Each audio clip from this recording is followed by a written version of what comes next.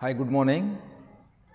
I am Venkat Reddy sir, biology faculty, worked in ZPHS LRD Gudem, Narkatpalli Mandal. Today we are going to discuss about the autotrophic nutrition. In our syllabus, in our biology syllabus, the first unit is nutrition, the food supplying system. In this, there are two types of nutrition methods. One is autotrophic nutrition and second one is heterotrophic nutrition.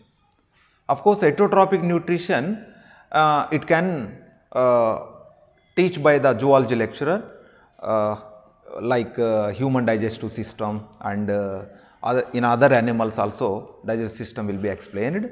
But the first type of nutrition, autotrophic nutrition, which occurs in plants, let us discuss about that. So, autotrophic nutrition. Do you know what is meant by nutrition? Nutrition.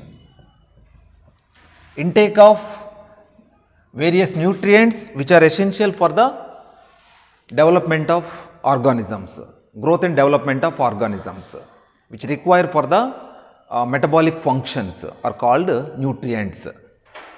See, you know already carbohydrates, proteins, fats are required to our body. Understood? So, beside these three, carbohydrates, proteins and fats, like vitamins and minerals also require. Understood? So, in such way, plants also require a specific elements, mineral elements.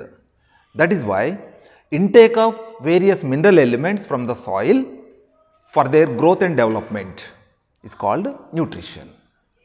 Okay now. So, nutrition is it can be divided into two types broadly. One is autotrophic nutrition and another one heterotrophic nutrition. Autotrophic nutrition mean the nutrition in which organism can synthesize their own food by their own food. Okay. So, green plants, already you know, green plants contain chlorophyll. So, due to the presence of chlorophyll, they can prepare their own food by utilizing sunlight. Understood? So, this kind of nutrition which occur in green plants is called autotrophic nutrition. Very simple. You know already, green plants contain a green pigment called chlorophyll. So, due to the presence of chlorophyll, they can synthesize their own food by the process of photosynthesis, and this kind of nutrition which occur in green plants called for autotrophic nutrition. So, by what process green plants can prepare their own food? By the process of photosynthesis. Understood? Photosynthesis. So, how define photosynthesis? Try to define. How define? The process of synthesis of carbohydrates by green plants by consuming, by utilizing sunlight as an energy source and water. These two, sunlight and water, utilized as raw materials and prepare their own food in the form of carbohydrates. So, this process of preparation of carbohydrates in green plants by consuming, by utilizing sunlight and water is called photosynthesis. Once again, the process of synthesis of carbohydrates in green plants by utilizing solar energy, means sunlight, and CO2 is called photosynthesis. Understood? So, this overall process of photosynthesis, it can be shown like this. Here the reactants are carbon dioxide and water. So, these two are used as raw materials, and here the end products are C6H12O6. It is a formula of glucose, 6H2O and 6O2. Here 6H2O, 12H2O, 6CO2, 12H2O. Here the energy source is sunlight, and the sunlight is trapped by chlorophyll. So, this is the overall equation of photosynthesis, which was designed by Van Niel, a scientist Van Niel, for the first time proposed overall equation of photosynthesis. He worked on sulfur bacteria, photosynthetic bacteria, green sulfur bacteria, right Andy? So, in this CO2 and H2O are involved in the reaction, and glucose, H2O and oxygen which are produced. So, these are products, these are reactants. Here sunlight is energy source, that sunlight was trapped by chlorophyll. Understood? Right. You know the significance of photosynthesis? Among the metabolic functions, photosynthesis have a lot of biological importance. You know, several metabolic activities are going on in living organisms. Among them, photosynthesis have a lot of biological importance, because entire living world, it depend on photosynthesis. Either directly or indirectly, all consumers are depend on plants. Okay, now that is why it have a lot of biological importance, and it is considered as a vital process. It is a fundamental process. Entire oxygen is actually released from this process, by this process. You know already 21% of oxygen is present in the atmosphere. That actually that oxygen was evolved by green plants during photosynthesis. Understood? So, entire food and entire oxygen actually they are released from plants by photosynthesis. Understood? And it is a oxidoreduction process, because here oxidation as well as reduction reactions takes place. And during this process, what happen? Here sunlight is absorbed, utilized. So, it is a endoenergic process, and it is a kind of anabolic process, because here simpler inorganic molecules, inorganic substances, they are combined and can synthesize a complex carbohydrate. That is why this kind of metabolic function is considered as anabolic function. Anabolic, it is a constructive process, and it is a endoenergic reaction, right? And during this reaction, the end product is glucose or carbohydrate. Understood? Here CO2 and H2O are involved. CO2, it is available from the atmosphere. Understood? And H2O, it can absorb from the soil, right? So, photosynthesis is a anabolic process. I told anabolic process, it is a constructive process. Simpler molecules react together and can form a complex carbohydrate molecule. So, it is considered as anabolic process, and it is a endoenergic process, endoenergic process, because here energy is consumed. Understood? And it is a oxidoreduction process, because here oxidation as well as reduction takes place. H2O get oxidized during photosynthesis and carbon dioxide get reduced. This chlorophyll molecule also oxidized. So, H2O as well as chlorophyll molecule get oxidized and CO2 undergo reduction. So, as oxidation reduction, both the chemical reactions takes place during photosynthesis, and thus photosynthesis can be explained as oxidoreduction process. Understood? You know, only 1% of sunlight is utilized for the synthesis of carbohydrate among the global plantation. Per year, about 2 millions of carbon dioxide will be fixed by green plants. For that fixation of 2 billions of carbon dioxide, only 1% of solar energy is consumed, utilized. Rest of solar energy, it can be reflected. And about 90% of oxygen in our environment, among the oxygen, okay, 90% of oxygen which is evolved from the marine algae. It is very curious because when compared with terrestrial plants, marine plantation number is so many times more. That is why the efficiency of marine algae is more than the terrestrial plants regarding the fixation of CO2 and evolution of oxygen, right. Just observe once this equation, very simple. Here CO2 and H2O are involved as reactants, understood. These are simple inorganic substances, naturally available inorganic substances. By consuming these two inorganic substances, green plants can prepare a valuable complex carbohydrates. Here CO2 get reduced, I told, already I told CO2 get reduced. What is meant by reduction? Addition of hydrogens. Addition of hydrogens is called reduction.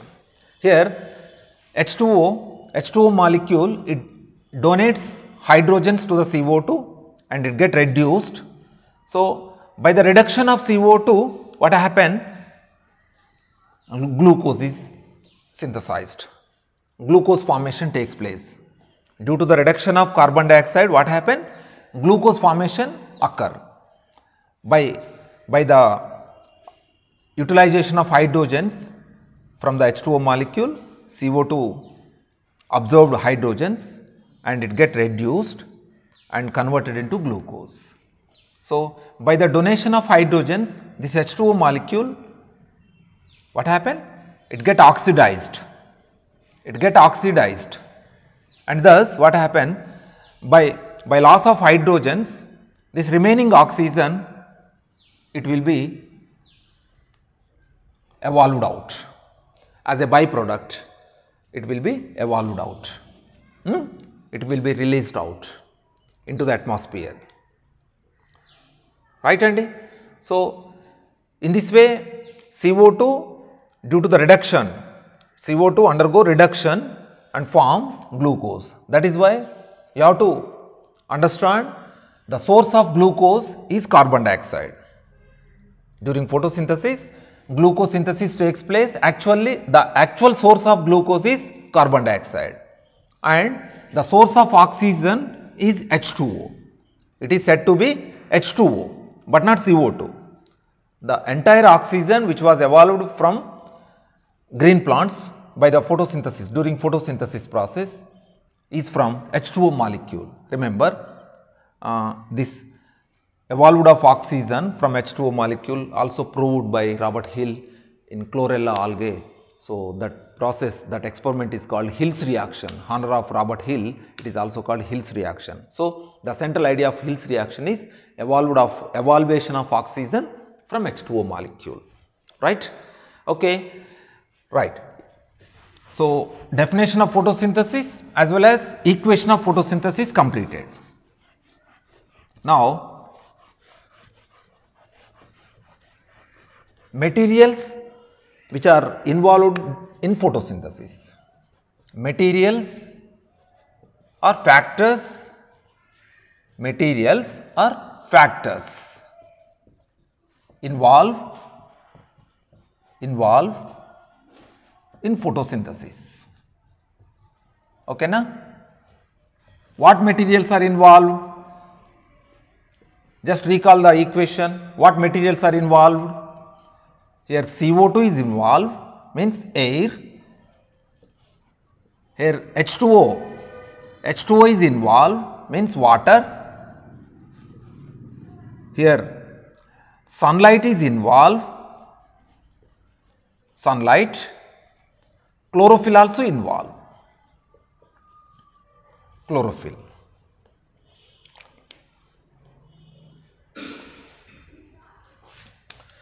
The effect of air, the relationship of air in photosynthesis was demonstrated by Joseph Priestley. Joseph Priestley.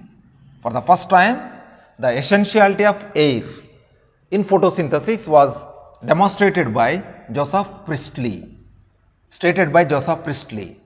And Joseph Priestley was first stated that green plants can purify the atmosphere by releasing of pure air, means oxygen. They can release oxygen. By releasing of oxygen, green plants can purify the atmosphere.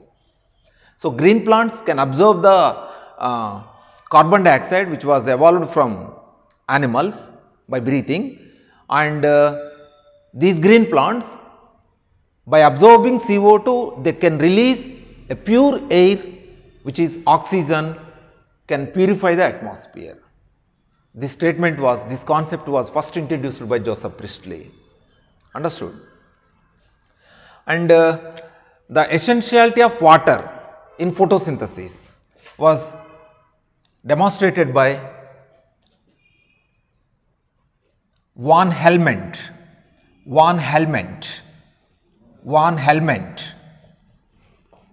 John Baptista Van Helmont. The essentiality of water in photosynthesis was demonstrated by Van Helmont. Understood? And the importance of sunlight.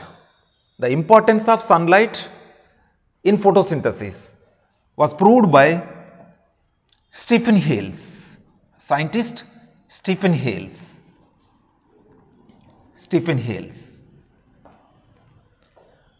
Okay, now, and the importance of red light and blue light was demonstrated by Engelmann, scientist Engelmann.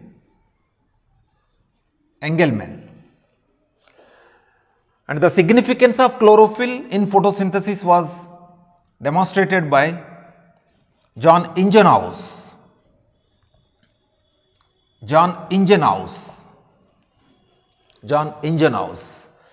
And the extraction of chlorophyll was done by Pelletier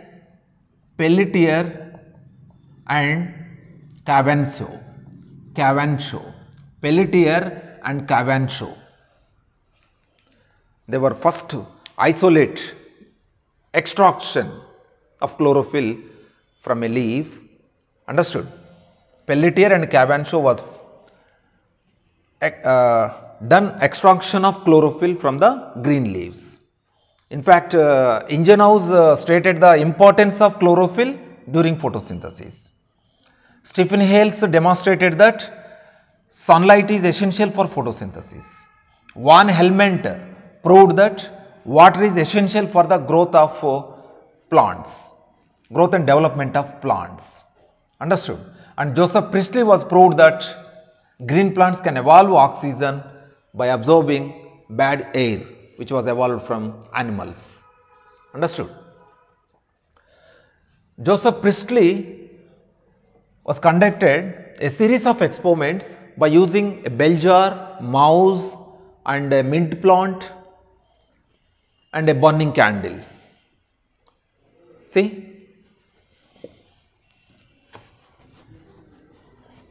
To explain the importance of air,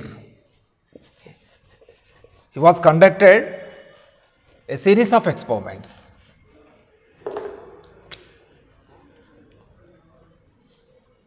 He was taken a glass bell jar. See, this is a bell jar.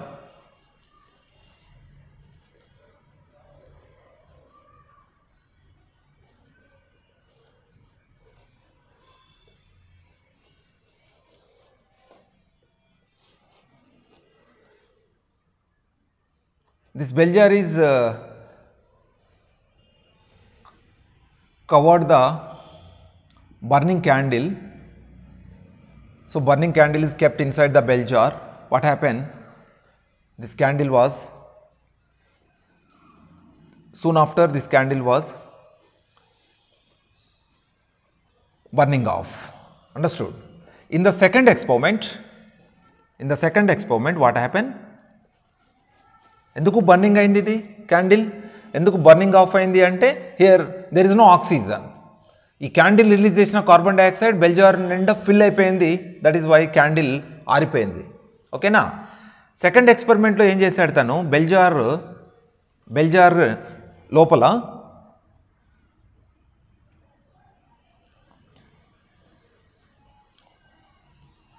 మళ్ళీ క్యాండిల్ని వెలిగించి ఒక మౌజ్ను ఉంచాడు. ఒక మౌజ్, చిన్న చుంచెలకను ఉంచాడు మౌజ్. ఒక మౌజ్ను ఉంచినప్పుడు కొద్దిసేపటి తర్వాత ఏమైంది, ఈ మౌజ్ సఫోకేషన్ తోటి దీనికి ఊపిరాడక సఫోకేట్ అయిపోయింది. ఈ క్యాండిల్ ఆరిపోయింది. క్యాండిల్ ఎందుకు ఆరిపోయిందంటే ఈ మౌజ్ రిలీజ్ చేసిన CO2 వల్ల క్యాండిల్ ఆరిపోయింది. దీనికి ఆక్సిజన్ అవైలబిలిటీ లేదు. మండాలంటే ఆక్సిజన్ కావాలి. దీనికి బ్రీతింగ్కి ఆక్సిజన్ లేదు కాబట్టి ఇది కూడా సఫోకేట్ అయిపోయింది. ఆల్మోస్ట్ ఇంకా చనిపోయింది. ఓకేనా. నెక్స్ట్ థర్డ్ ఎక్స్పెరిమెంట్లో తను ఏం చేశాడంటే బెల్జార్ లోపల ఒక కుండీలో పెరుగుతున్న మింట్ ప్లాంట్ను ఉంచాడు. మింట్ ప్లాంట్, పుదీనా మొక్క. మింట్ ప్లాంట్ ఉంచిన తర్వాత ఈ మౌజు హెల్దీగా అలైవ్గా ఉంది. ఓకేనా. మౌజు ఈ క్యాండిల్ అలాగే వెలుగుతూ ఉంది. మరి క్యాండిల్ వెలగడానికి అవసరమైన ఆక్సిజన్ని ఈ మింట్ ప్లాంట్ రిలీజ్ చేసింది. మరియు ఈ క్యాండిల్ నుంచి రిలీజ్ అయిన CO2ని అండ్ ఈ మౌజ్ రిలీజ్ చేసిన CO2ని మింట్ ప్లాంట్ అబ్జర్వ్ చేసింది. CO2ని అబ్జర్వ్ చేసింది మింట్ ప్లాంట్, ఆక్సిజన్ని రిలీజ్ చేసింది. కాబట్టి ఈ ప్రయోగం ద్వారా మనకి ఏమర్థమవుతుందంటే గ్రీన్ ప్లాంట్స్ ఏమో ఆక్సిజన్ని రిలీజ్ చేస్తాయి. ఈ యానిమల్స్ రిలీజ్ చేసిన కార్బన్ డైఆక్సైడ్ని పీల్చుకొని, అంటే చెడు వాయువుని పీల్చుకొని మంచి వాయువుని అంటే ఆక్సిజన్ని రిలీజ్ చేస్తాయి ఎన్విరాన్మెంట్లోకి. ఇలా చేయడం ద్వారా ఏమవుతుంది, సో అన్ని ఆర్గానిజమ్స్ వాటికి కావాల్సిన ప్రాణవాయువు లభిస్తుంది. ఓకేనా. సో ఈ ప్రయోగం ద్వారా మనకు అర్థమవుతుంది ఏంటంటే ప్రిస్లీ చేసిన పరిశోధన ద్వారా అన్ని ఆకుపచ్చని మొక్కలు ఆక్సిజన్ని విడుదల చేయడం ద్వారా ప్రకృతిని శుభ్రం చేస్తున్నాయి. అండర్స్టూడ్? రైట్ అండి. నెక్స్ట్ ఈయన చేసిన ఎక్స్పెరిమెంట్ ఏంది, H2O ప్రాముఖ్యతను వివరించాడు. John Baptista van helmet.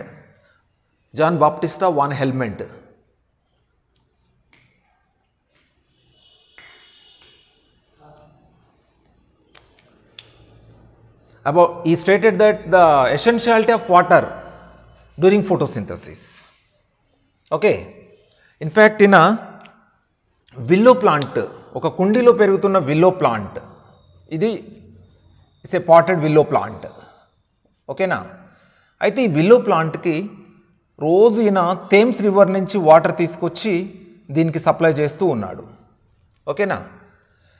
అయితే ఇలా సప్లై చేసిన తర్వాత ఇనిషియల్గా ఈ సాయిల్ వెయిట్ని, తర్వాత ఈ ప్లాంట్ యొక్క డ్రై వెయిట్ని మెజర్ చేసి చూశాడు. ఆఫ్టర్ సెవరల్ ఇయర్స్ మళ్ళీ తిరిగి ఈ ప్లాంట్ పెద్ద అయిపోయిన తర్వాత అప్పుడు మళ్ళీ సాయిల్ వెయిట్ని, ప్లాంట్ డ్రై వెయిట్ని కంపారిజన్ చేస్తే సాయిల్ వెయిట్లో పెద్దగా డిక్రీజింగ్ లేదు, కానీ ప్లాంట్ యొక్క డ్రై వెయిట్ బాగా ఇంక్రీజ్ అయింది. అలా ఎందుకు జరిగింది? ప్లాంట్ డ్రై వెయిట్ ఇంక్రీజ్ అయిందంటే ఒకవేళ సాయిల్ నుంచి కనుక మెటీరియల్స్ని తీసుకుంటే, అకార్డింగ్ టు అరిస్టాటిల్, హ్యూమస్ థియరీని ప్రపోజ్ చేశాడు అరిస్టాటిల్ అభిప్రాయం ప్రకారం ఏంటంటే మొక్కలు పెరగడానికి సాయిలే మూలమని పేర్కొన్నాడు ఆయన. సాయిల్ కాదు, వాటర్ అవసరమని ఈయన పేర్కొన్నాడు, వాన్ హెల్మెంట్. ఓకేనా. సో వాన్ హెల్మెంట్ అభిప్రాయం ప్రకారం ఏంటంటే మొక్కలు పెరగడానికి, అభివృద్ధి చెందడానికి ఏమవసరం? వాటర్ అవసరం. వాటర్లో కరిగి ఉన్న మినరల్ ఎలిమెంట్స్ని యూటిలైజ్ చేసుకోవడం ద్వారానే మొక్కలు ఆరోగ్యంగా పెరుగుతాయనేది ఈయన అభిప్రాయం. ఓకేనా. కాబట్టి నీటి యొక్క ప్రాముఖ్యతను వివరించింది వాన్ హెల్మెంట్. ఇంకా సూర్యకాంతి, సన్లైట్ యొక్క ఎసెన్షియాలిటీని ప్రూవ్ చేసింది స్టీఫెన్ హేల్స్. ఎందుకంటే ఈయన సన్లైట్లో ఉన్నప్పుడే, ఇన్ఫ్యాక్ట్ లైట్లో ఉన్నప్పుడే మొక్కలు ఆక్సిజన్ రిలీజ్ చేస్తాయి, వాటర్ మాలిక్యూల్ని స్ప్లిట్ చేసి ఆక్సిజన్ని రిలీజ్ చేస్తాయని పేర్కొన్నాడు ఈయన. లైట్ లేకపోతే మొక్కలు ఫోటోసింథసిస్ జరుపుకోలేవు అనేది ఈయన ప్రూవ్ చేయడం జరిగింది. ఎంగెల్మెన్ ఏం చేశాడంటే ఈయన ఒక ఏరోబిక్ బ్యాక్టీరియా ఉన్న మీడియాలోకి రెడ్ లైట్ని, బ్లూ లైట్ని, అంటే స్పెక్ట్రమ్ ద్వారా విబ్జిఆర్ లైట్ని ఫోకస్ చేసి చూస్తే రెడ్ లైట్ మరియు బ్లూ లైట్ ఉన్న చోట మోర్ ఏరోబిక్ బ్యాక్టీరియా అక్యుములేట్ అయ్యి ఉంది. అంటే ఏంటి దాని అర్థం? ఎరుపు కాంతి, నీలి కాంతి, విబ్జిఆర్లోని red light and blue light are more convenient for photosynthesis. He proved that. Engelmann. Okay na? ఇంకా క్లోరోఫిల్ యొక్క సిగ్నిఫికెన్స్ని ఎక్స్ప్లెయిన్ చేసిందేమో Ingenhousz, John Ingenhousz. ఈయనేంటంటే ఈయన ఐడియల్ ఎక్స్పెరిమెంట్ కండక్ట్ చేసిండు. ఓన్లీ గ్రీన్ పార్ట్స్ మాత్రమే డ్యూరింగ్ లైట్ H2ని split చేసి ఆక్సిజన్ రిలీజ్ చేస్తాయని ప్రూవ్ చేశాడు ఈయన. అండ్ పెల్లిటియర్ కావాన్ షో వీళ్ళిద్దరు ఏం చేశారు, ఆకుని రోలర్లో బాగా క్రష్ చేసి దాని నుంచి ఎక్స్ట్రాక్ట్ ఐసోలేట్ చేశారు, పత్రహరితాన్ని వేరు చేశారు, క్లోరోఫిల్ని ఎక్స్ట్రాక్షన్ చేశారు సార్. ఓకేనా? సో ఇలా వేరియస్ మెటీరియల్స్ యొక్క ఎసెన్షియాలిటీని ప్రూవ్ చేశారు. ఈ సైంటిస్టులు అందరినీ గుర్తుపెట్టుకోవాలి, బిట్స్ వస్తాయి ఇవి, రిమెంబర్. ఓకేనా?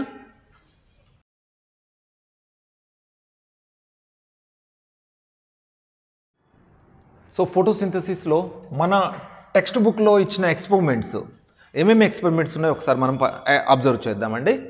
So firstly moles of leaf experiment. Moles of leaf experiment.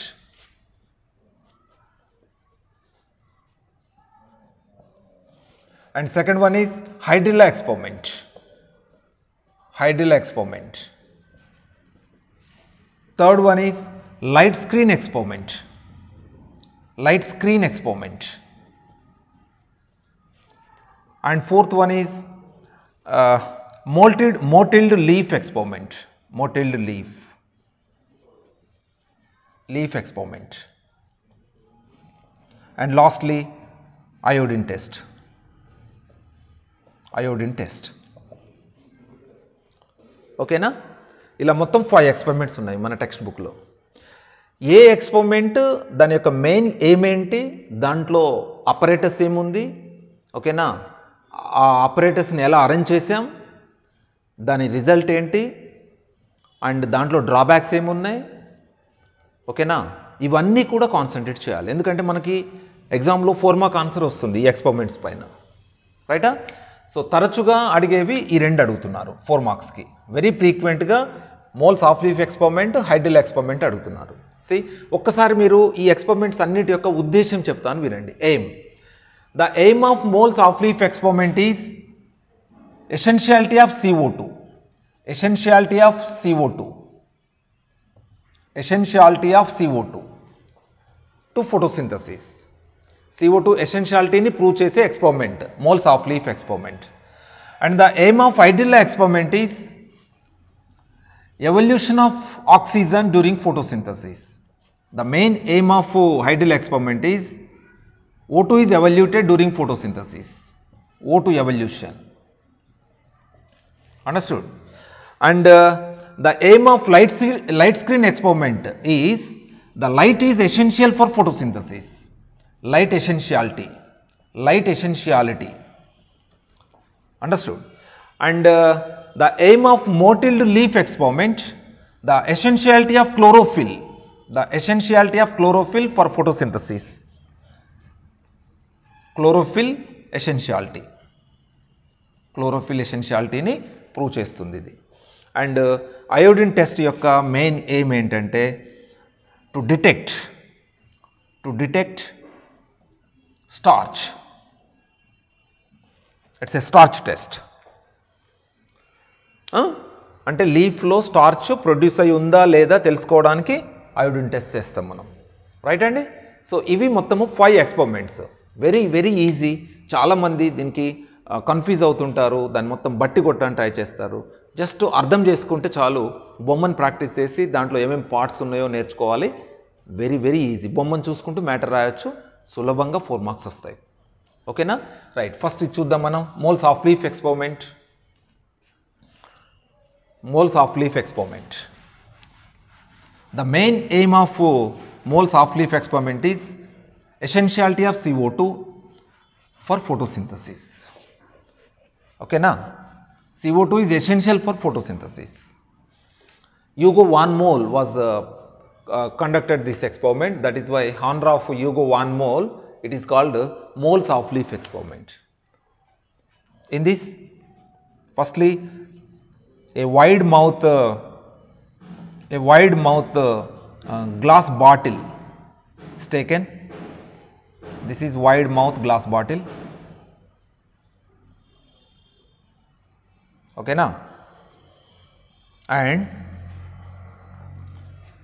take some KOH solution in this bottle. This is potassium hydroxide solution or pellets, KOH pellets.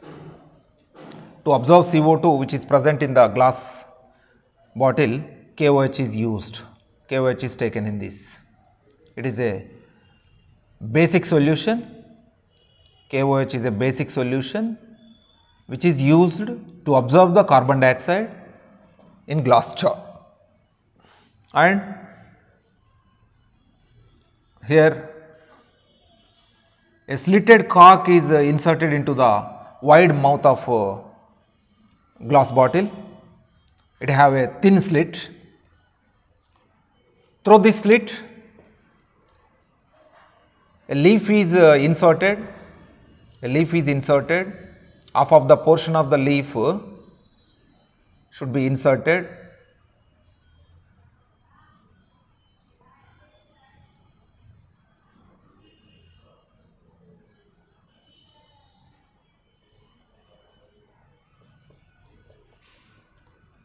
Okay na?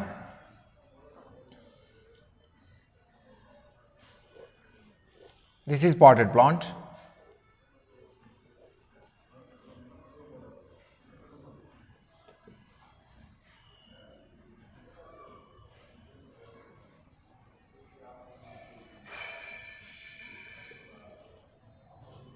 Right.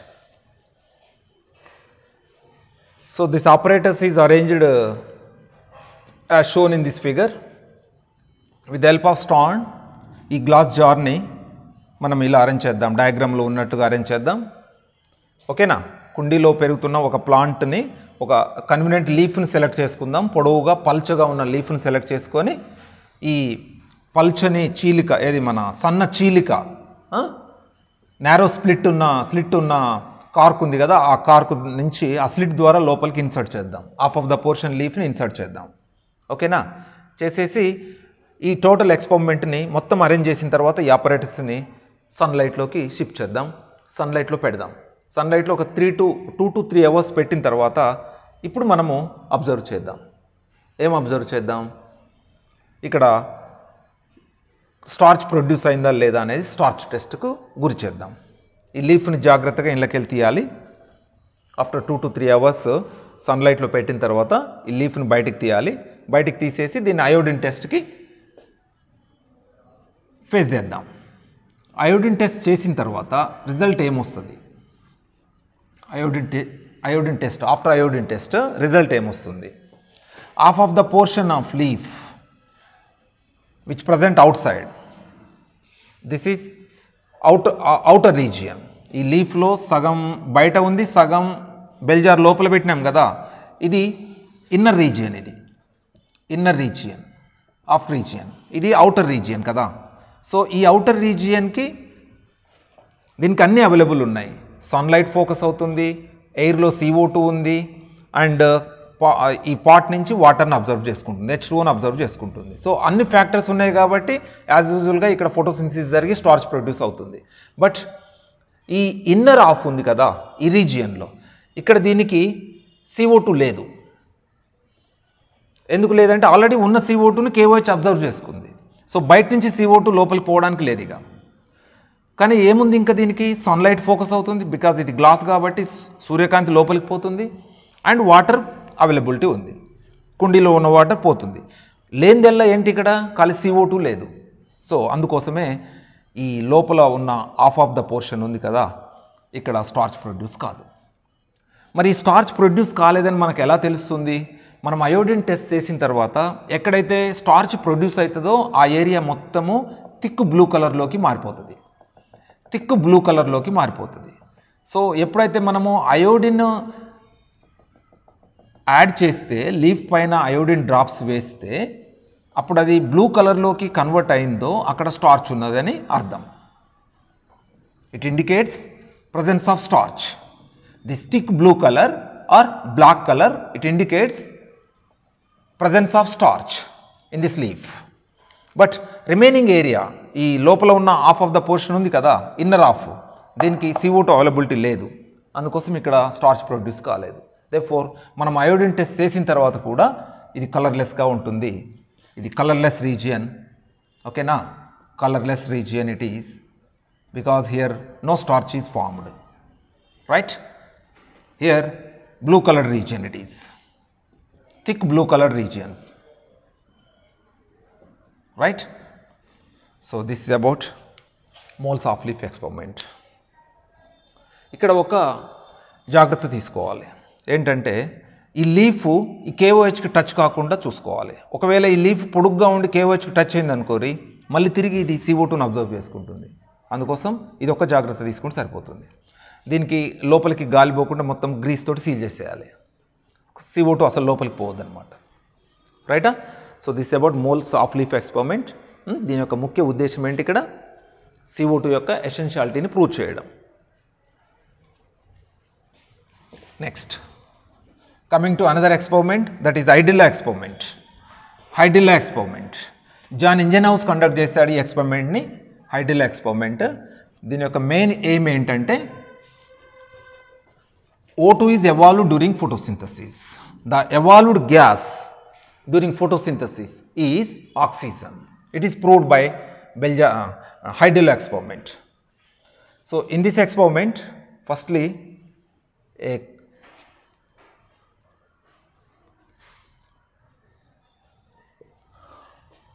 glass jar is taken, filled with water, and also a funnel, glass funnel also taken, glass funnel. This is glass funnel.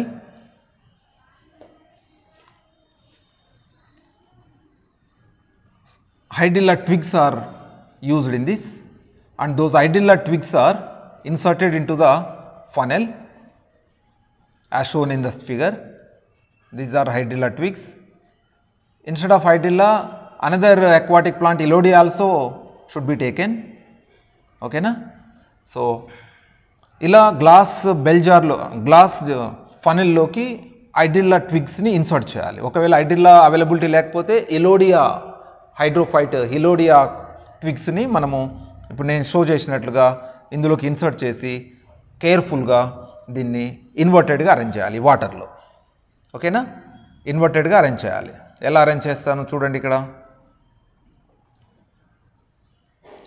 ఇది glass jar, this is stock of the glass jar, stock. Okay na? Next, and these are hydilla twigs.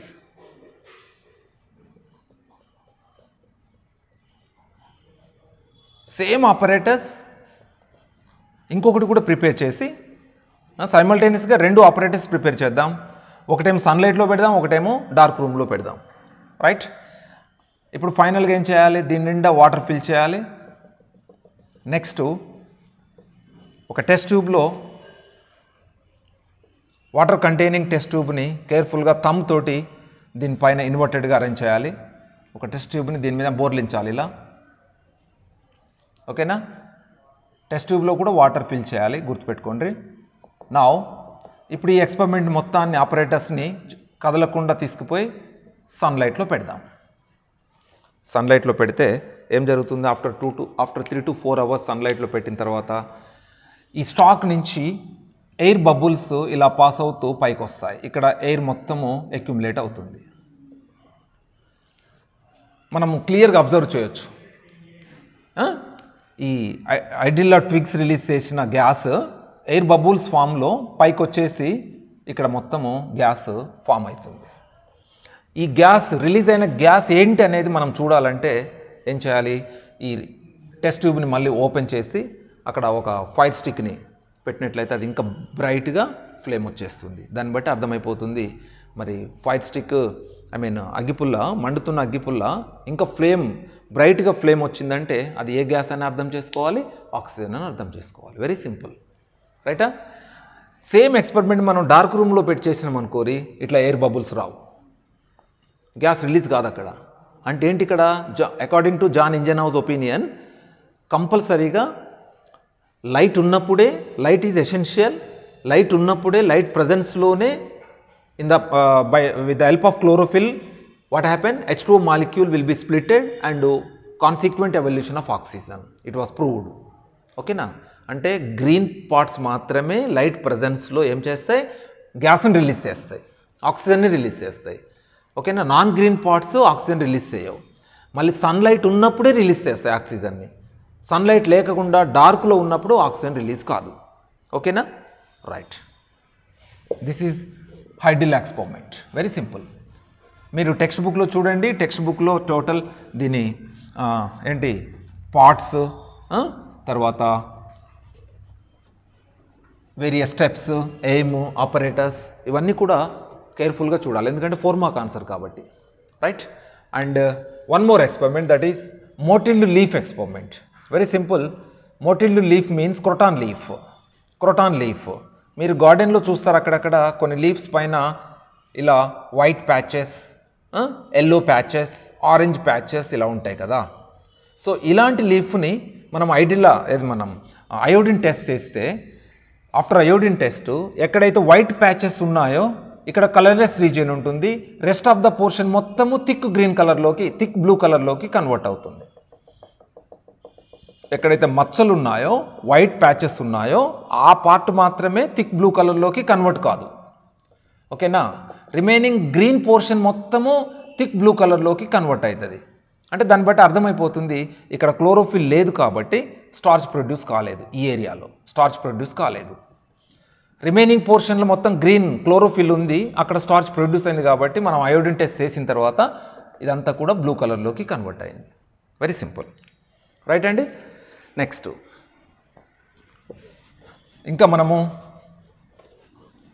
A test చేయాలి? Light screen experiment చేద్దాం. Light screen experiment. Light screen experiment. What is the aim of light screen experiment? To prove the light is essential for photosynthesis. Light screen experiment మనము conduct చేస్తాము. మరి దీంట్లో ఒక potted ప్లాంట్ని తీసుకొని ఒక కన్వీనియంట్ లీఫ్, వెడల్పుగా ఉండి పలుచగా ఉన్న లీఫ్ని సెలెక్ట్ చేసుకుందాం. ఇది మనం సెలెక్ట్ చేసుకున్న లీఫ్. ఈ లీఫ్ పైన ఏం చేద్దాము, ఎక్స్రే ఫిల్మ్ లాంటిది ఒక ఫిల్మ్ తీసుకొని దానికి స్టార్ షేప్లో లేక ఎస్ షేప్లో, ఇది ఎక్స్రే ఫిల్మ్. ఓకేనా, ఈ ఎక్స్రే ఫిల్మ్లో మనము కేర్ఫుల్గా దీన్ని ఎస్ షేప్లో కానీ స్టార్ షేప్లో కానీ ఏం చేద్దాం, కట్ చేసి ఇలా హోల్ చేద్దాం ఫిల్మ్కి. ఇప్పుడు ఈ ఫిల్మ్ని డ్రాయింగ్ పిన్స్ హెల్ప్ తోటి లీఫ్ మీద సెట్ చేద్దాం. సింపుల్ అండ్ ఏం లేదు. ఒక బ్లాక్ పేపర్ కానీ ఎక్స్రే ఫిల్మ్ కానీ తీసుకుందాం, ఎస్ ఆకారంలో దాన్ని కట్ చేద్దాం సీజర్ తోటి. ఓకేనా, ఒక చిన్న పీస్ తీసుకొని ఫిల్మ్ని ఎస్ ఆకారంలో కట్ చేద్దాం. కట్ చేసినాక ఏం చేద్దాం, ఆకు పైన సెట్ చేద్దాం, దీనికి పిన్నులు కొడదాం. ఓకేనా, డ్రాయింగ్ పిన్స్ పెట్టేద్దాం. ఇప్పుడు ఈ కుండిని యథావిధిగా తీసుకుపోయి ఎండలో పెడదాం. ఒక 2 to 3 అవర్స్ అట్లా ఎండలో ఉంచిన తర్వాత ఇప్పుడు మనము ఈ ఫిల్మ్ తీసేసి ఈ లీఫ్ని ఇక్కడి నుంచి కట్ చేసి అయోడిన్ టెస్ట్ చేద్దాం. అయోడిన్ టెస్ట్ చేసిన తర్వాత చూడండి, ఇక్కడ ఎక్కడైతే మనము ఫిల్మ్ పెట్టామో ఆ ఫిల్మ్ పెట్టిన ప్రాంతంలో, ఫిల్ము కవర్ చేసిన ప్లేస్లో ఇక్కడ సన్లైట్ ఫోకస్ కాలేదు కాబట్టి అయోడిన్ టెస్ట్ ఆఫ్టర్ మనకు రిజల్ట్ ఎలా తెలుస్తుందంటే, మనం ఎస్ ఆకారంలో కట్ చేసిన ఏరియానేమో థిక్ బ్లూ కలర్లోకి కన్వర్ట్ అవుతుంది, ఎందుకంటే ఇక్కడ లైట్ ఫోకస్ అయింది కాబట్టి. ఓకేనా, ఇక్కడ లైట్ ఫోకస్ అయింది కాబట్టి ఇక్కడ థిక్ బ్లూ కలర్ కన్వర్ట్ అయింది. అండ్ ఈ ఓపెన్ ఏరియా మొత్తము థిక్ బ్లూ కలర్లోకి కన్వర్ట్ అయింది, ఇది లైట్కి ఎక్స్పోజ్ అయింది కాబట్టి ఈ ఏరియా మొత్తము థిక్ బ్లూ కలర్లోకి కన్వర్ట్ అయింది. కానీ ఎక్కడైతే ఫిల్మ్ కవర్ చేసి ఉందో ఆ ఏరియా మాత్రం కలర్లెస్ రీజియన్గా ఉంది. ఇది కలర్లెస్ రీజియన్గా ఉంది, కలర్లెస్ రీజియన్. ఇది coloured region, thick blue coloured regions. So దీన్ని బట్టి అర్థమైపోతుంది, ఎక్కడైతే లైట్ ఫోకస్ అవుతుందో అక్కడ మాత్రమే స్టార్చ్ ప్రొడ్యూస్ అవుతుంది, మిగతా చోట స్టార్చ్ ప్రొడ్యూస్ కాదు. రైట్ అండి.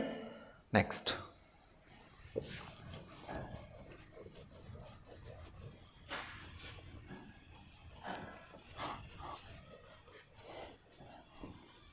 Sir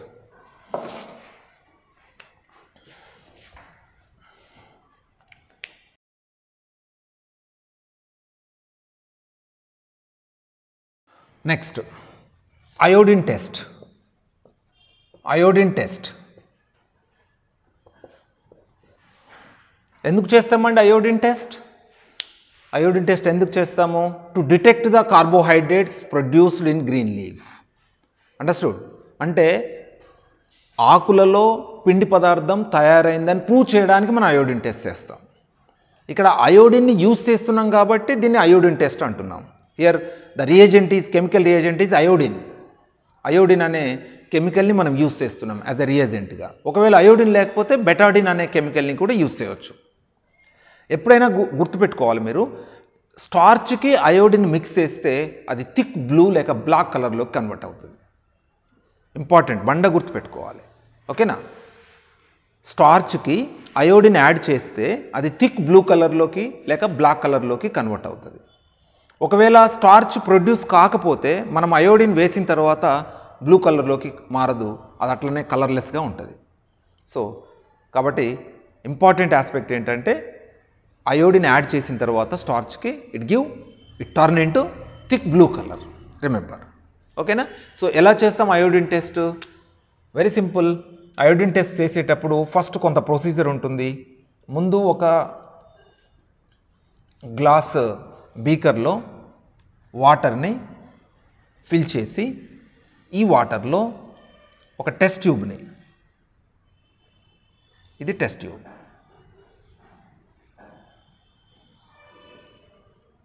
test tube. ఓకేనా?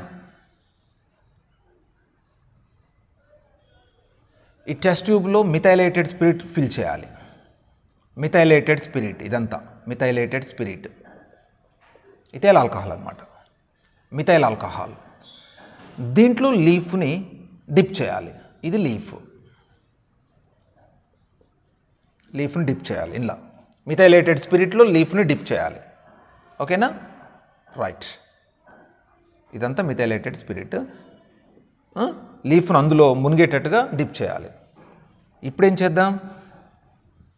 దీన్ని స్టాండ్ మీద పెట్టి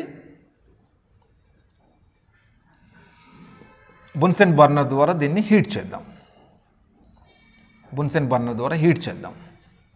హీట్ చేస్తే ఈ వాటర్ బాయిల్ అవుతుంది కదా. సో ఈ వాటర్ బాయిల్ అయినప్పుడు ఈ లోపల ఉన్న మిథైలేటెడ్ స్పిరిట్ కూడా హీట్ అవుతుంది కదా. సో హీట్ కావడంతో ఇక్కడ ఉన్న టిష్యూ లూజ్ అవుతుంది లీఫ్లో. అంతేకాకుండా మనం స్పిరిట్లో ముంచినాం కాబట్టి లీఫ్లో ఉన్న క్లోరోఫిల్ మొత్తం కూడా కరిగిపోతుంది. కరిగిపోయి లీఫ్ అంతా పేల్ గ్రీన్ కలర్లోకి మారిపోతుంది. నేను ఇప్పుడు ఎక్స్పెరిమెంట్ని ఎలా అరేంజ్ చేసినా చూడండి. ఫస్ట్ ఒక గ్లాస్ బీకర్ తీసుకున్నా, అందులో 3 times వాటర్ ఫిల్ చేసిన. ఓకేనా? నెక్స్ట్ ఏం చేసిన, ఒక టెస్ట్ ట్యూబ్లో మిథైలేటెడ్ స్పిరిట్ తీసుకున్నా, మిథైల్ ఆల్కహాల్. అందులో ఒక లీఫ్ని తీసుకొచ్చేసి డిప్ చేసిన, మునిగేటట్టుగా దాంట్లో లోపలికి వేసేసిన. నెక్స్ట్ ఏం చేసిన, బున్సెన్ బర్నర్తో హీట్ చేసిన తర్వాత ఈ వాటర్ బాయిల్ అవుతుంది. ఈ వాటర్ హీట్ వల్ల మిథైలేటెడ్ స్పిరిట్ కూడా హీట్ ఎక్కుతుంది. ఓకేనా? ఆ హీట్ తోటి ఏమవుతుంది, టిష్యూ మొత్తం లూజ్ అవుతుంది, వదులవుతుంది. తర్వాత ఇంకేమవుతుంది, మిథైలేటెడ్ స్పిరిట్లో ఈ గ్రీన్ పిగ్మెంట్ క్లోరోఫిల్ కరుగుతుంది. కరగడం వల్ల ఏమవుతుంది, కరిగి మొత్తం అడుక్కుపోతుంది. ఇక్కడ పేరుకుంటుంది, మొత్తం క్లోరోఫిల్ ఇక్కడ పేరుకుంటుంది. సో ఆకంతా కూడా ఎలా మారిపోతుంది, పేల్ గ్రీన్ కలర్లోకి మారిపోతుంది. రైటా? ఇప్పుడు జాగ్రత్తగా ఈ మంట ఆర్పేసి ఈ లీఫ్ని ఇందులోకి వెళ్ళి బయటికి తీసి కేర్ఫుల్గా ఒక వాచ్ గ్లాస్లో ఈ లీఫ్ని ఏం చేద్దాం, వితౌట్ ఫోల్డ్స్ ఇలా with help of a forceps or a brush ఇట్లా ఓపెన్గా ఎక్స్పాండ్ చేద్దాం. ఫోల్డ్స్ లేకుండా ఎక్స్పాండ్ చేద్దాం. చేసిన తర్వాత ఇప్పుడు దీనికి 1-2 drops అయోడిన్ వేద్దాం. అయోడిన్ యాడ్ చేద్దాం. చేస్తే వెంటనే ఏమవుతుంది, ఇది థిక్ బ్లూ కలర్లోకి షిఫ్ట్ అవుతుంది. అయోడిన్ వేసినప్పుడు థిక్ బ్లూ కలర్ వచ్చింది అంటే అక్కడ దేని అక్కరెన్స్ ఉన్నట్లుగా డిటెక్ట్ చేయాలి, మనం స్టార్చ్ ఉన్నట్లు డిటెక్ట్ చేయాలి. Very simple. స్టార్చ్కి అయోడిన్ యాడ్ చేస్తే అది బ్లూ కలర్లోకి కన్వర్ట్ అయిపోతుంది. ఇది మొత్తం కూడా థిక్ బ్లూ కలర్లోకి మారిపోతుంది. ఇనిషియల్గా ఇక్కడ ఏ కలర్ ఉండే, పేల్ గ్రీన్ కలర్ ఉండే, అవునా? ఇప్పుడు థిక్ బ్లూ కలర్లోకి కన్వర్ట్ అయిందంటే ఏంటి అర్థం? ఇక్కడ స్టార్చ్ ప్రొడ్యూస్ అయి ఉన్నట్లు అర్థం. So this is about iodine test. కాబట్టి అయోడిన్ టెస్ట్లో రియేజెంట్గా యూజ్ చేసే కెమికల్ ఏంటి అని బిట్ అడుగుతాడు, అయోడిన్ అని చెప్పాలి ఆన్సర్. ఓకేనా? అయోడిన్ టెస్ట్ ఎప్పుడు చేస్తావని బిట్ అడిగితే ఎప్పుడు చెప్పాలి? ప్లాంట్ని 2 to 3 hours సన్లైట్లో పెట్టిన తర్వాత అయోడిన్ టెస్ట్ చేయాలి. ఓకేనా? మార్నింగ్ చేస్తే రాదు result. Right, this is about iodine test. And next let us discuss about the site of photosynthesis. Site of photosynthesis.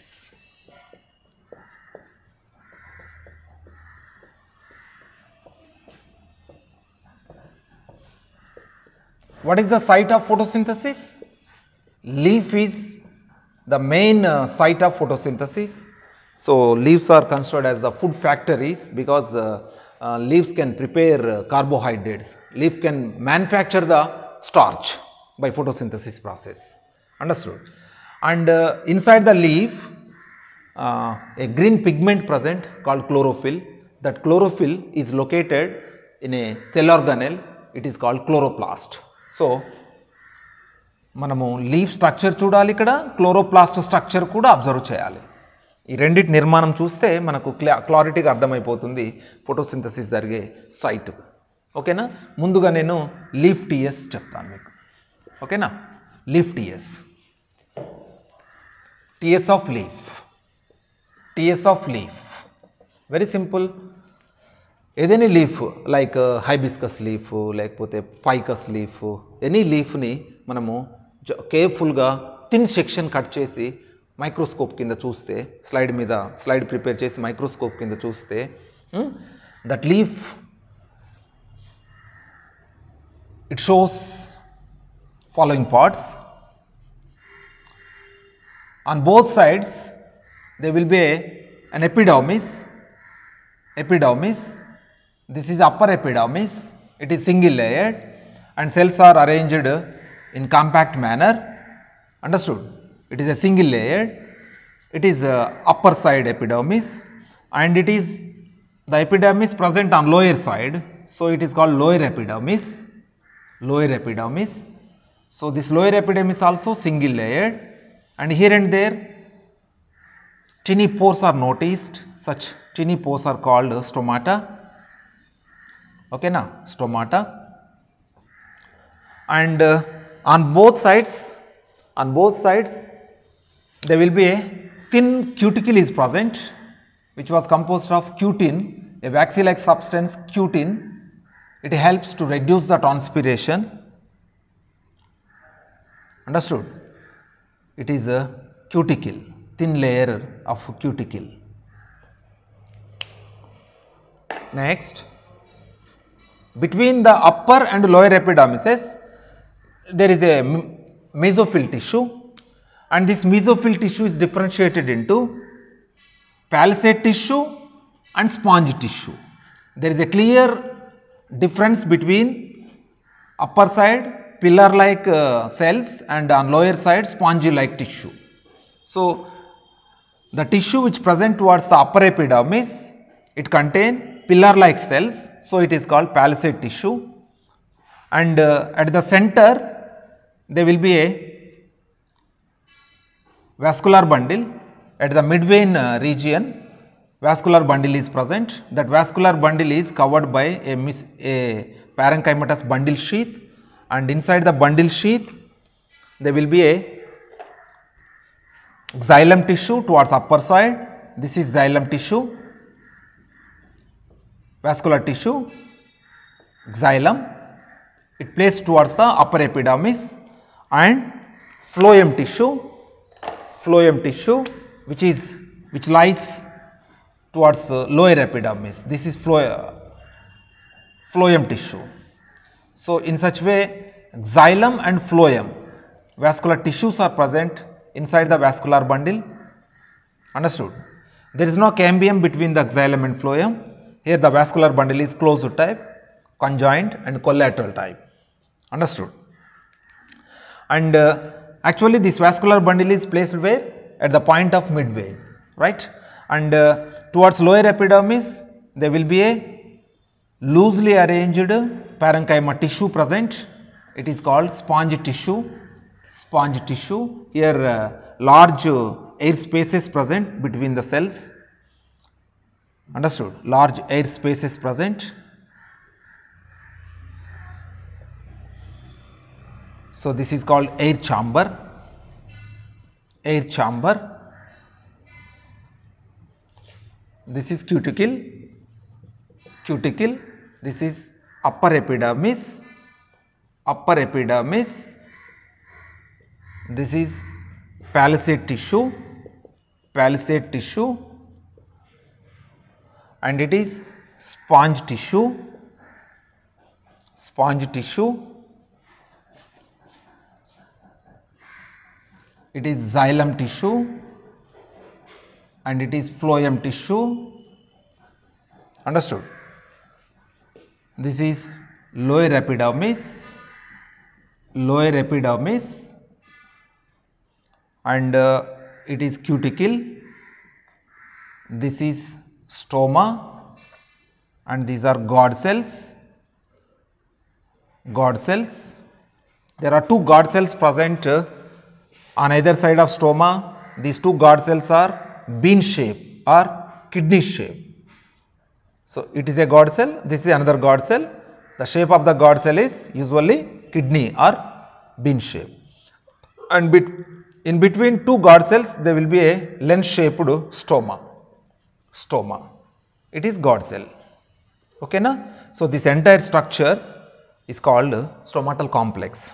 And these two God cells are covered by a specialized epidermal cells, let me say subsidiary cells like this, right. So, the stomata, it is facilitated exchange of gases. Here one important point, this palisade tissue as well as sponge tissue contain chloroplasts, but comparatively palisade tissue contain more number of chloroplasts. Here chloroplasts are arranged towards the peripheral of palisade cells. See, ఈ dots ఇప్పుడు నేను draw చేసే dots ఇవన్నీ కూడా ఏంటివి? ఇవి chloroplasts. Chloroplasts. More number of chloroplasts present. Comparatively sponge టిష్యూతో పోలిస్తే పాలిసేడ్ టిష్యూలో మోర్ నెంబర్ ఆఫ్ క్లోరోప్లాస్ట్ ఉంటాయి, ఇక్కడ లెస్ నెంబర్ ఆఫ్ క్లోరోప్లాస్ట్లు ఉంటాయి. సో ఇలా లెస్ నెంబర్ ఆఫ్ క్లోరోప్లాస్ట్ ఉండడం వల్లనే lower side pale green colour ఉంటాయి లీవ్స్, అదే upper side thick green colour ఉంటుంది. మీరు ఏదైనా లీఫ్ని అబ్జర్వ్ చేస్తే థిక్ గ్రీన్ కలర్ పై వైపు ఉంటుంది, కింది వైపు ఏమో పేల్ గ్రీన్ కలర్ లేత ఆకుపచ్చ రంగు ఉంటుంది. కారణం ఏంటంటే ఈ క్లోరోప్లాస్ట్ నంబర్ తక్కువ ఉండడం. ఓకేనా, స్పాంజ్ టిష్యూలో తక్కువ ఉండడం, పాలిసేడ్ టిష్యూలో మోర్ ఉండడం. ఇలా ఉండడం మూలంగానే మనకు ఎక్స్టర్నల్గా డిఫరెన్స్ కనిపిస్తుంది. ఓకేనా. సో ఇది లీఫ్ టీఎస్, వెరీ సింపుల్. దీని జస్ట్ ఏమేమి పార్ట్స్ ఉన్నాయో కీన్గా అబ్జర్వ్ చేయాలి. ఎపిడర్మిస్ బోత్ సైడ్ ఉంది, upper epidermis, lower epidermis. Both the epidermises are covered by thin layer of cuticle which was composed of a waxy like substance called cutin, which helps in the reducing transpiration process. They can check the evaporation of water, right. And between the upper and lower epidermis there will be a mesophyll tissue, and the mesophyll tissue is differentiated into two regions, palisade tissue and sponge tissue. Understood. At the midvein region there will be a vascular bundle which contain vascular tissues like xylem tissue and phloem tissue. Usually xylem is placed towards the upper side and phloem is located towards lower side. Xylem is mainly concerned with the conduction of water and minerals, and phloem is helped in the transportation of food materials, right. So this is about transverse section of leaf. Next, let us discuss about the structure of chloroplast. Structure of chloroplast. Structure of chloroplast. You know, chloroplast is a important cell organelle present in plants only. In plant cells only chloroplast is present, but in animal cells, in fungi, etc., chloroplast are absent. Okay, now in higher plants, chloroplast shape, the shape of the chloroplast, it is biconvex shape, and which was covered by a double membraned envelope. A double membraned envelope is covers the chloroplast. See, this is double membraned envelope and it is outer membrane it is, and it is inner membrane, and between the outer and inner membrane there will be a fluid space present. It is called periplastidial space. The space which present between the outer and inner membrane is called periplastidial space, and the inside of the chloroplast means here. This entire region, it is filled with a thick gelatinous structure. A protein substance is present in this. Understood? So it is called stroma. Embedded in the stroma, there are several coin-like structures are present, pillow-like structures are present. Such coin-like structures are called thylakoids. All these thylakoids, which are arranged one over them, and they are arranged in a group. Each group of thylakoids, each cluster of thylakoids together constitute as grana. So the thylakoids which present in grana called grana thylakoids. These are grana thylakoids, and these grana thylakoids are interconnected with some tube-like structures, and these tube-like structures which connects the grana thylakoids are called stroma thylakoids. Okay. Next, beside the thylakoids, stroma also contain ribosomes, 70S ribosomes, and a circular DNA strand also present, a double helix DNA strand also present. Here and there starch granules are stored, accumulated. So in this way, chloroplast structure lo parts untayi anedi first meeru concentrate cheyali. Outer membrane, inner membrane, ఆ రెండిటి మధ్యన periplastidial space, and ఈ లోపల ఉండే part పేరు stroma. ఓకేనా? స్ట్రోమాలో ఇమిడి ఏమున్నాయి? గ్రానా థైలకాయిడ్స్ ఉన్నాయి అండ్ స్ట్రోమా థైలకాయిడ్స్ ఉన్నాయి. స్ట్రోమా థైలకాయిడ్స్, గ్రానా థైలకాయిడ్లకి స్ట్రోమా థైలకాయిడ్లకి ఏంటి డిఫరెన్స్? గ్రానా థైలకాయిడ్లేమో పిల్లో లైక్ ఉన్నాయి, కాయిన్ లైక్ స్ట్రక్చర్స్, ఒకదానిపై ఒకటి అమరి ఉన్నాయి, ఇలా పేర్చినట్లుగా. అనేక కాయిన్స్ ఒకదానిపై ఒకటి పేరిస్తే, మెత్తలన్నీ పిల్లోస్ మొత్తం ఒకదానిపై ఒకటి పేరిస్తే ఎలా ఉంటే అలా కనిపిస్తుంది మనకు మైక్రోస్కోప్లో. ఓకేనా? These are grana thylakoids. ఈ గ్రానా థైలకాయిడ్ని కలుపుతూ స్లెండర్ ట్యూబ్ లైక్ స్ట్రక్చర్స్ ఉన్నాయి, వీటిని స్ట్రోమా థైలకాయిడ్స్ అని పిలుస్తున్నాం. ఓకేనా? యాక్చువల్గా ఫోటోసింథసిస్లోని లైట్ రియాక్షన్స్ అన్నీ ఈ గ్రానా థైలకాయిడ్లో జరుగుతాయి, డార్క్ రియాక్షన్స్ మొత్తమేమో ఈ స్ట్రోమాలో జరుగుతాయి. ఓకేనా? ఇది DNA. This is ribosome, 70S type of ribosomes. It is starch granule. Very simple. ఈ స్ట్రక్చర్ నేర్చుకొని ఈ పార్ట్స్ అన్ని రాయడం వస్తే 4 మార్క్ ఆన్సర్. ఇది బొమ్మేసి భాగాలు గుర్తించమంటాడు.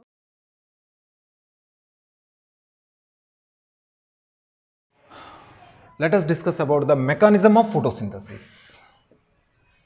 Mechanism of photosynthesis. Mechanism of photosynthesis. The overall mechanism of photosynthesis, it can be divided into 2 phases. For easily understanding, the entire mechanism of photosynthesis can be divided into 2 phases. One is light phase, second one is dark phase. Light phase reactions are light induced reactions. That is why it is also called photochemical reactions. Photochemical reactions.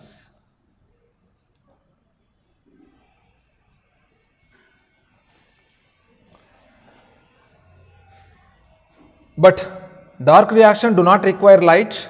It is a light independent reaction. It is a light independent reaction, because light is not required for the dark phase. Light independent reaction. During this reaction, carbohydrate synthesis takes place. That is why it is also called biosynthetic phase. Biosynthetic phase. Okay now. But during light phase, what happen? Light is trapped and it get converted into chemical energy. So it is also called light induced reaction.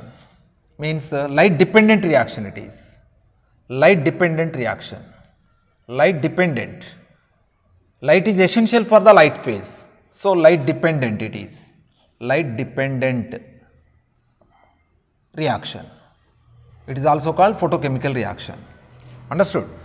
Dark phase, it is explained as light independent reaction because here light is not required. There is no dependency of on the light and during this process what happens? Carbohydrate synthesis takes place, hence it is also called biosynthetic phase. మనం ఒక్కసారి ఫండమెంటల్గా differences చూద్దాం light ఫేజ్కి dark ఫేజ్కి. Light ఫేజ్కి dark ఫేజ్కి differences ఏంటో చూద్దాం. Light phase it require light, it takes place during in the presence of light only, require light. So light presence must ikkada, okay na, but do not require light. Dark phase do not require light. Light unna jarutadi, light lekuna jarutundi, it is a light independent reaction, do not require light. This is one difference.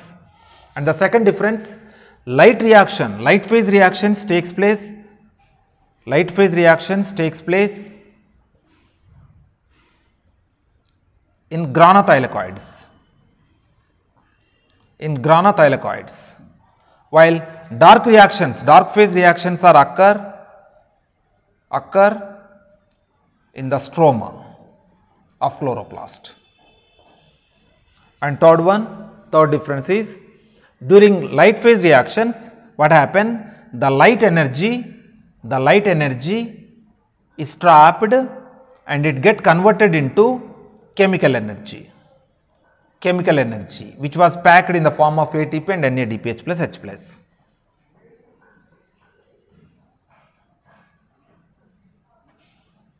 The light energy is trapped and it get converted into chemical energy. Understood? But during dark reactions what happen? CO2 get reduced into glucose. CO2 undergo reduction and glucose synthesis takes place during dark reaction. So these are the fundamental differences between light reaction and dark reaction. Understood? Next.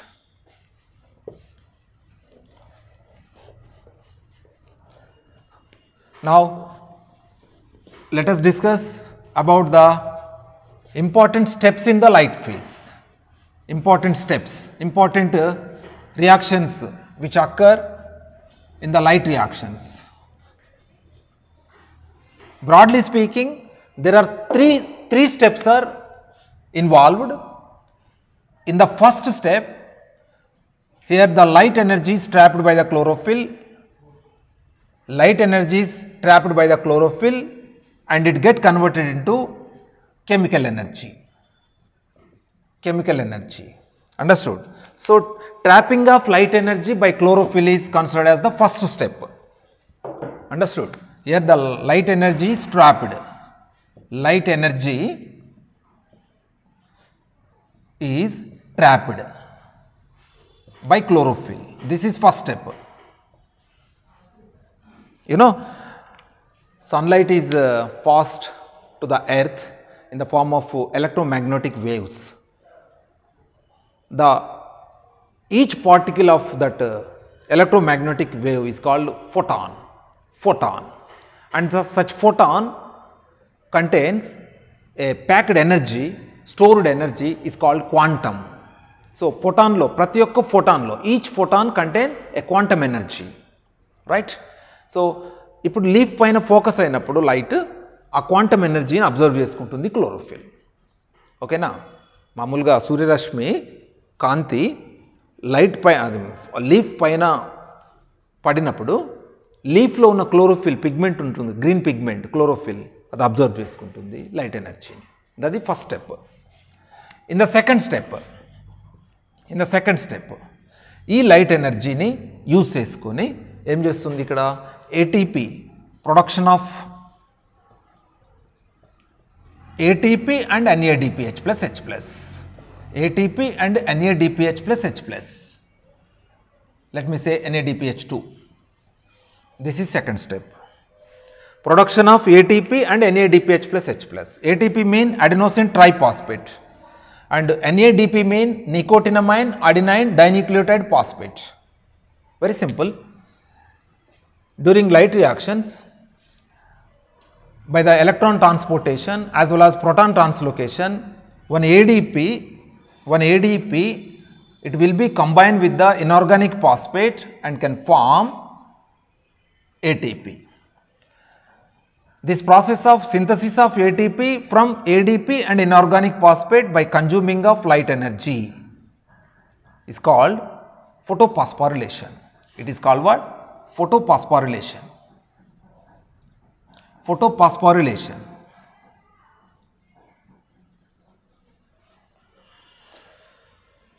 And during the second step, NADPH plus H plus formation also takes place. Initially NADP plus it is oxidized form. To this NADP, from water molecule 2 electrons and 2 protons are conveyed. So by receiving of 2 electrons and 2 protons, this NADP it get reduced into NADPH plus H plus. NADPH plus H plus. Understood?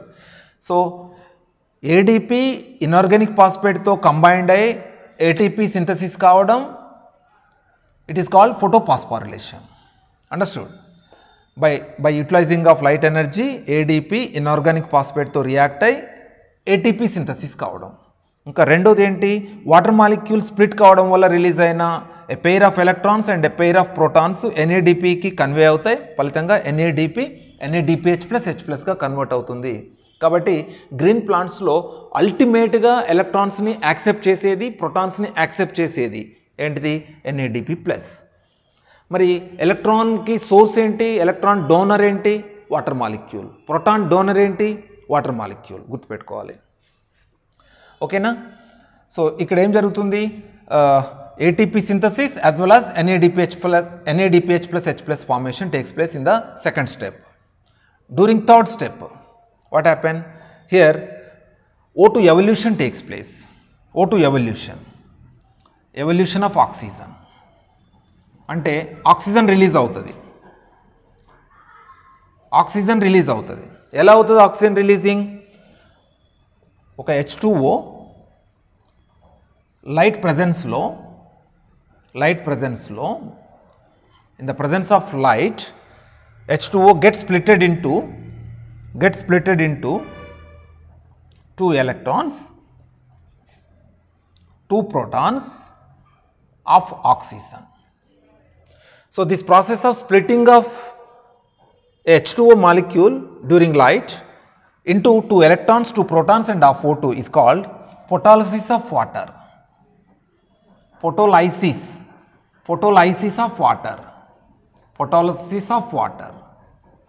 See, photo means light, lysis means splitting. So in the presence of light, the water molecule gets splitted into 2 electrons, 2 protons and of O2.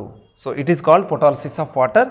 So the result of photolysis of water is oxygen released, O2 released, and the result of photophosphorylation is ATP synthesis takes place. Understood? So this is about 3 steps which are involved during light reactions. In the first step, light energy is trapped by the chlorophyll. Understood? And in the second step, what happened? ATP as well as NADPH plus H plus produced. So let me say photophosphorylation takes place in the second step. And in the third step, what happened? H2O splitting takes place. The splitting of H2O molecule in presence of light and a consequent evolution of oxygen is called photolysis of water. Understood? Next, lastly, second phase, that is dark phase. Dark phase. You know, dark phase is the second step of photosynthesis mechanism. In the first step, during light phase, what happened? Light energy is trapped and it get converted into chemical energy, which is preserved in the form of ATP and NADPH plus H plus. So, in the dark reaction, in the dark phase, what happened? Here CO2, it get reduced into glucose. CO2, it get reduced into glucose. For the reduction of CO2 into glucose, ATP and NADPH plus H plus energy require. NADPH plus H plus energy require. Actually, this ATP and NADPH plus H plus energy, it is already produced during light phase, and that energy is consumed during dark phase. For the conversion of, for the reduction of carbon dioxide into glucose, this ATP and NADPH plus H plus is consumed. So, for the assimilation of CO2, this energy is consumed here. For the assimilation, nothing but reduction, and thus this ATP and NADPH plus H plus also called assimilatory power. Assimilatory power. Assimilatory power. Understood? So, light phase lo produce aina ATP, NADPH plus H plus ikkada consume chesukobadutundi. CO2 glucose ga convert కావడానికి శక్తి అవసరం. ఆ శక్తి అనేది already light phase లో produce అయిన శక్తి ఇక్కడ use చేసుకోబడుతుంది. అయితే CO2 assimilation కి use అవుతుంది కాబట్టి ఆ శక్తిని మనం ఏమని పిలుస్తున్నాం? అసిమిలేటరీ పవర్ అని పిలుస్తున్నాం. ఓకేనా? మరి డార్క్ రియాక్షన్ లో యాక్చువల్గా డార్క్ రియాక్షన్ ఎక్కడ జరుగుతుందని చెప్పినాను? It occurs in the stroma of chloroplast. ఓకేనా? Light is not essential for this. అంటే లైట్ ప్రెజెన్స్లో జరుగుతుంది, లైట్ ఆబ్సెన్స్లో జరుగుతుంది ఈ process. During dark reaction what happen? CO2 undergo reduction and glucose synthesis takes place. Understood? So ఇది స్ట్రోమాలో జరుగుతుంది అనుకుంటున్నాం కదా. ఇన్ఫ్యాక్ట్ స్ట్రోమాలో ఈ కార్బన్ డైఆక్సైడ్ని అబ్జర్వ్ చేసుకునే ఒక పెంటోస్ షుగర్ ఉంటుంది, రిబిలోజ్ 1,5 bisphosphate RUBP. It's a 5 carbon compound sugar. It is found in the stroma. న్యాచురల్గా క్లోరోప్లాస్ట్ యొక్క స్ట్రోమాలో RUBP అనే చక్కెర నిల్వ ఉంటుంది. ఓకేనా? ఈ చక్కెర ఇది కార్బన్ డైఆక్సైడ్ బయట నుంచి CO2ని అబ్జర్వ్ చేస్తుంది. ఇది బయట అట్మాస్ఫియర్లో ఉన్న carbon dioxide through stomata it is diffused in to the leaf. ఓకేనా? విసరణ ప్రక్రియ, డిఫ్యూజన్ ద్వారా కార్బన్ డైఆక్సైడ్ లోపలికి ఎంటర్ అవుతుంది. ఎంటర్ అయి RUBPతో కలుస్తుంది. CO2 RUBPతో రియాక్షన్ కావడం ద్వారా ఇక్కడ 2 molecules of phosphoglyceric acid produce అవుతుంది, PGA. 2 molecules of phosphoglyceric acid produce అవుతుంది. In each PGA there are 3 carbons present. ఓకేనా? So this 5 carbon compound RUBP, ribulose 1,5 bisphosphate reacts with CO2 and can form 2 molecules of phosphoglyceric acid, and each phosphoglyceric acid contain 3 carbons. Understood? So it is considered as the first stable product after carboxylation, phosphoglyceric acid. This reaction is catalyzed by an important enzyme called Rubisco. Ribulose, bisphosphate, carboxylase and oxygenase. Understood? This enzyme also found in the stroma. Along with RUBP, Rubisco enzyme also present in the stroma. Actually, the content of Rubisco is about 20%, 20 to 30% in the stroma.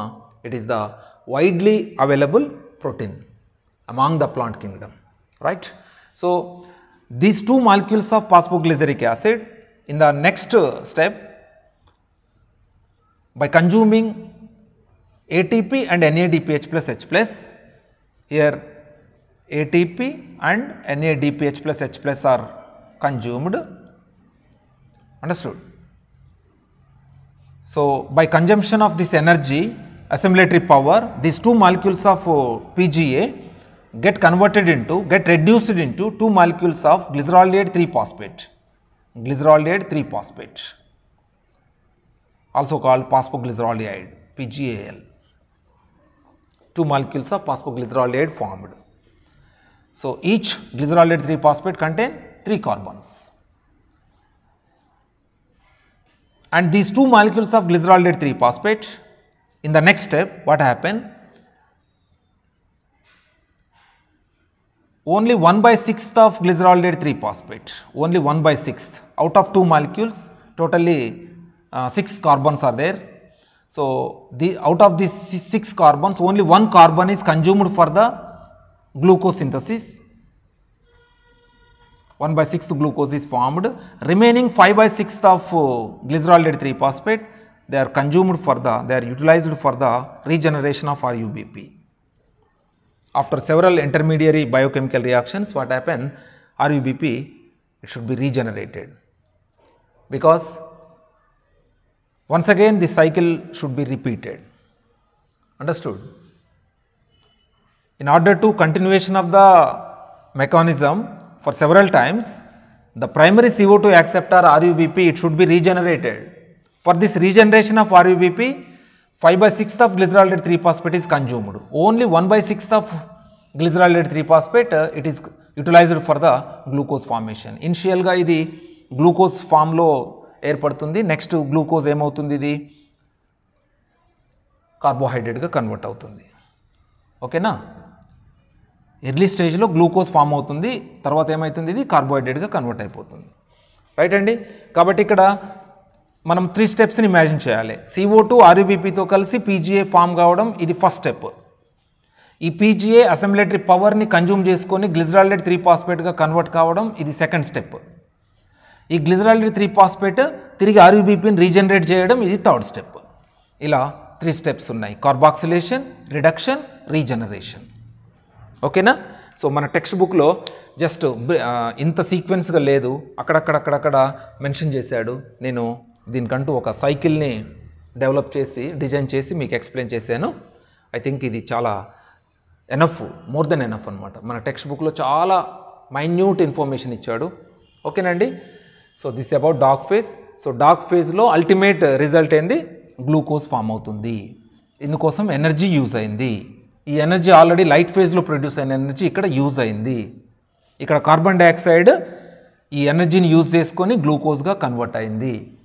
ఒక్క carbon dioxide ఈ మెకానిజంలో participate చేస్తే గ్లూకోజ్లో 6వ వంతు మాత్రమే produce అవుతుంది. అంటే ఒక పూర్తి గ్లూకోజ్ తయారు కావాలంటే 6 CO2s అవసరం. ఈ 6 CO2s 6 టైమ్స్ ఈ మెకానిజంలో పార్టిసిపేట్ చేస్తే ఈ సైకిల్ 6 టైమ్స్ రిపీట్ అవుతుంది. 6 టైమ్స్ రిపీట్ అయినప్పుడు ఒక కంప్లీట్ గ్లూకోజ్ మాలిక్యూల్ తయారవుతుంది. అందుకోసం టోటల్గా 18 ATP 12 NADPH+H+ ఎనర్జీ రిక్వైర్ అవుతుంది. సో ఇలా జరుగుతుంది. CO2 RUBPతో కలిసి PGA ఫామ్ కావడం, ఈ మెకానిజం జరగడం, ఇదంతా కూడా ఒక బ్రిటిష్ సైంటిస్ట్ కనిపెట్టిండు. ఆయన పేరు మెల్విన్ క్యాల్విన్. మెల్విన్ క్యాల్విన్ అనే సైంటిస్ట్ కనిపెట్టాడు. ఓకేనా? ఈయన క్లోరెల్లా అనే గ్రీన్ ఆల్గే పైన ఎక్స్పెరిమెంట్ చేశాడు. Chlorella by using C14 isotope ఆయన క్లోరెల్లా పైన ఎక్స్పెరిమెంట్ చేసి ప్రూవ్ చేసిండు ఆయన. ఇందుకోసం నోబెల్ బహుమతి లభించింది. కాల్విన్కి నోబెల్ ప్రైజ్ వచ్చింది. రైట్ అండి. ఇంతవరకు ఫోటోసింథసిస్ మెకానిజం కంప్లీట్ చేసుకున్నాం. Thank you.